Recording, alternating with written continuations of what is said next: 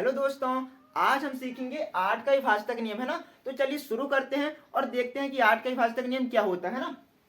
8 का विभाजक नियम क्या है? यदि किसी संख्या के अंतिम 3 अंक 8 से विभाज्य हैं तो वह संख्या 8 से पूर्णतः विभाजित हो जाती है ना। 8 का विभाजक नियम क्या होता है? हमें किसी संख्या के अंतिम 3 अंक को देखना पड़ता है ना, इकाई, दहाई और सैकड़ा। अगर किसी संख्या के अंतिम 3 अंक 8 से विभाजित हैं तो मतलब वह संख्या में 8 का पूरा पूरा भाग चला जाता है, या फिर हम कह सकते हैं कि वह पूरी संख्या 8 से विभाजित हो जाती है। चलिए इसे हम कुछ उदाहरण से देखते हैं। उदाहरण क्या है हमारा? 9824 है ना। यहाँ पर हमें इकाई, दहाई और सैकड़ा 3 अंकों को देखना है। अगर ये 3 अंक 8 से विभाजित हैं तो मतलब यह संख्या पूरी 8 से विभाजित हो जाएगी। दूसरा उदाहरण क्या है? 4668। यहाँ पर भी हमें इकाई, दहाई, सैकड़ा, है ना, अंतिम 3 अंक को देखना है।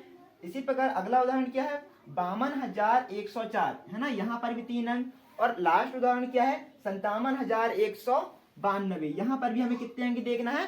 3 अंक। जैसा कि हमारे पास यहाँ पर 2 संख्याएं दी हुई है ना, ये संख्याएं यहाँ 8 से पूर्णतः विभाजित है। चलिए मैं इसे आपको विभाजित करके बताता हूँ। जैसे कि पहली संख्या क्या है? 9824, है ना। यहाँ पर हमें सिर्फ इकाई, दहाई और सैकड़ा अंतिम 3 अंक को देखना है। अगर इसके अंतिम 3 अंक 8 से विभाजित हैं मतलब वह संख्या भी 8 से पूर्णतः विभाजित हो जाएगी। जैसे कि अंतिम 3 अंक क्या है यहाँ पे? 824।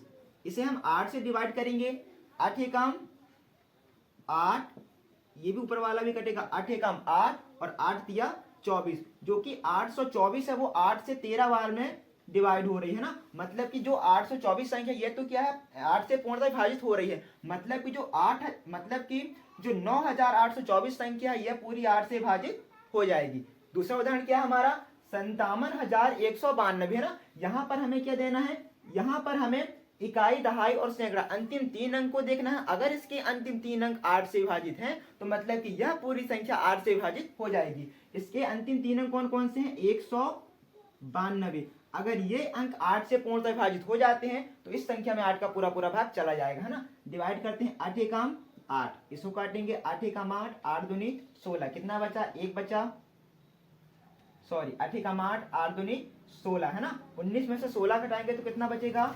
3। फिर 8 चौके 32। हमने जब 192 को 8 से डिवाइड किया तो हमको क्या मिला?